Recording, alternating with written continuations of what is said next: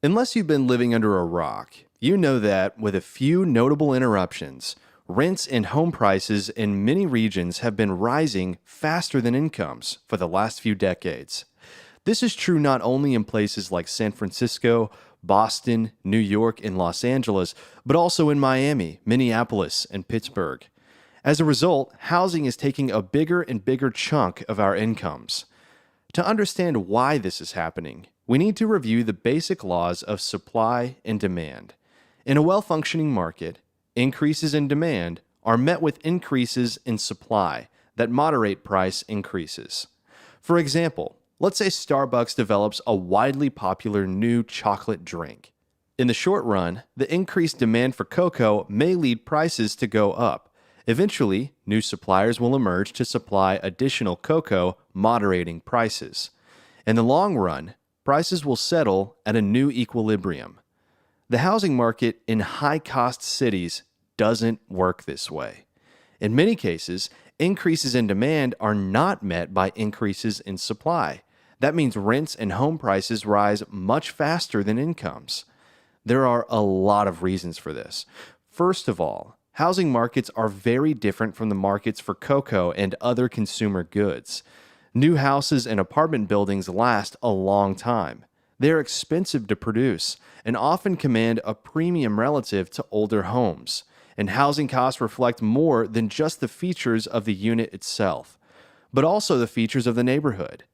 These include things like schools, access to jobs and transportation, access to arts and cultural amenities, and safety.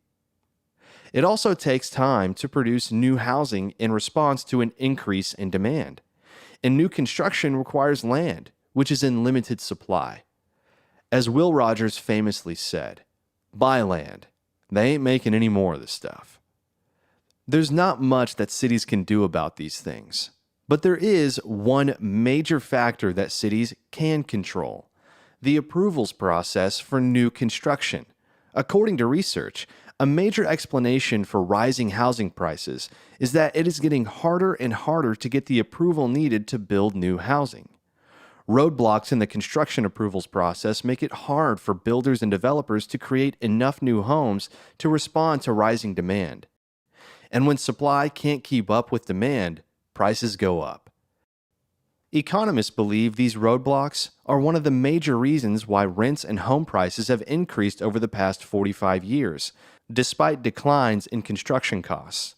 One important roadblock is land use regulation that limits the number of homes that can be built in a given space, a factor known as density.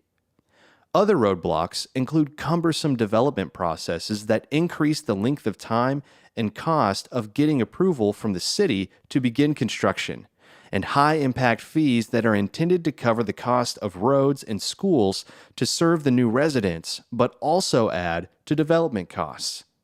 Because of these kinds of restrictions, it's increasingly difficult for developers to build new housing, leading rents and home prices to be higher than would otherwise be the case.